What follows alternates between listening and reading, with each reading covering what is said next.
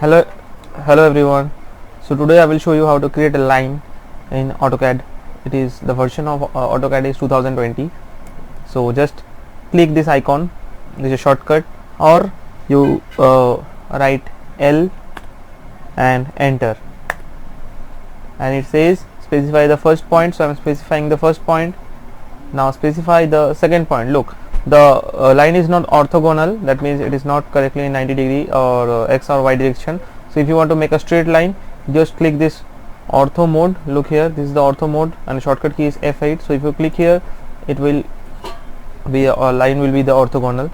Now if you want to make a line of 1000, so you just put here the length of the line, that means I am putting here 1000 and enter. Okay, now you please make sure that when you give a command, you need to quit from this command by pressing escape or enter. So I am pressing enter. Yes, the line is created. In this way you can create a line. And if you want to check the dimension of this line, simply you go here, linear.